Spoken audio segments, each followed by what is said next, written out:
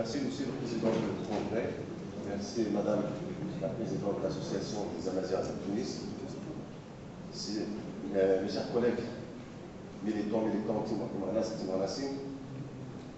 congressistes à Djerba, c'est avec un grand plaisir que je réponds à cette invitation et j'en profite pour adresser ce petit mot. Je peux faire la traduction après. Donc après avoir salué bien sûr le révélateur du malaise des jeunes maghrébins qui est M. Mohamed Bouazizi, il ne faut pas l'oublier, ces jeunes qui sont confrontés à une situation économique qu'ils ne comprennent pas et qui leur donne le sentiment de n'avoir aucune prise sur l'avenir. Pas seulement sur le plan économique, mais aussi confrontés à une situation de marginalisation. Et aussi, on félicite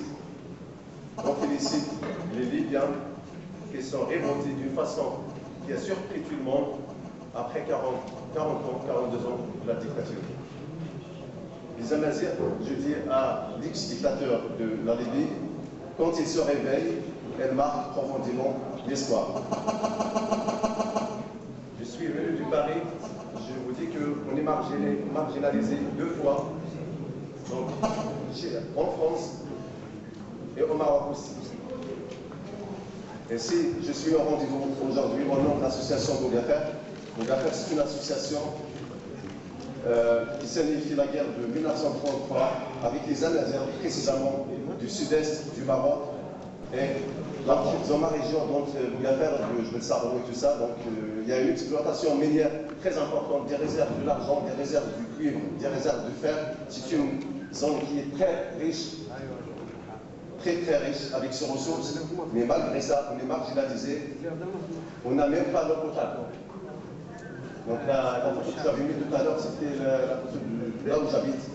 C'est un petit village de 7000 habitants, et la région fait à peu près 40 000 habitants, sans hôpital, sans médecin, sans hôpital eau potable.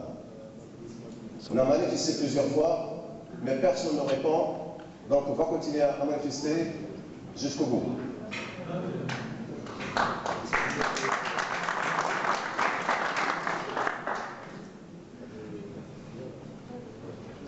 À l'échelle nationale, on ne peut pas nier ce qui a été fait pour Tamazight, par exemple de l'Institut royal par le roi Mohamed VI, la création d'une chaîne télévisée, mais malheureusement, c'est une chaîne qui ne donne que du folklore.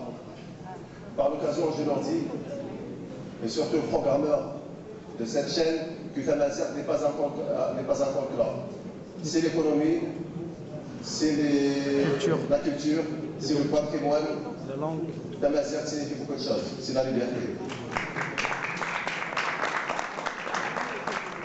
On remarque aussi une déformation du patrimoine amazigh partout au Maroc et ailleurs. Les noms des villes, elles sont déformées. Dans combien de temps encore?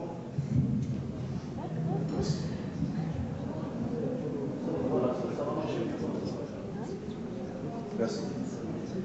Combien de temps encore resterons-nous apeurés à crier sur notre histoire, sur notre culture, surtout sur notre existence?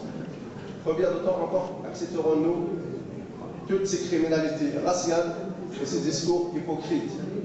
Nous voulons le respect de notre dignité, de notre liberté, de l'égalité. Nous voulons un État de droit, pas un État de violation des droits. Nous voulons une constitution avec une garantie de respect de toutes nos valeurs, notre culture, notre patrimoine amazigh. Sans ces principes, la démocratie n'aura jamais lieu.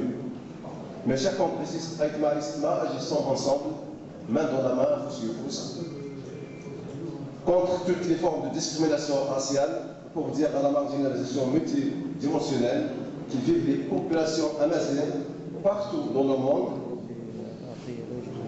et sur les graves atteintes à leurs droits, et pour dire oui à l'unité pour défendre nos droits, qui est une nécessité urgente et incontournable, à dire à nos régimes, nos gouvernements, nos partis politiques qui ne connaissent qu'en période électorale, malheureusement, quand les élections s'approchent, elles commencent à se déplacer dans différentes régions, pour les dire, voilà, on est avec vous, avec Damazir, mais nous, on connaît bien leurs mensonges, leur idéologie, donc c'est pour nous, on n'est pas stupides, on n'est pas des ignorants.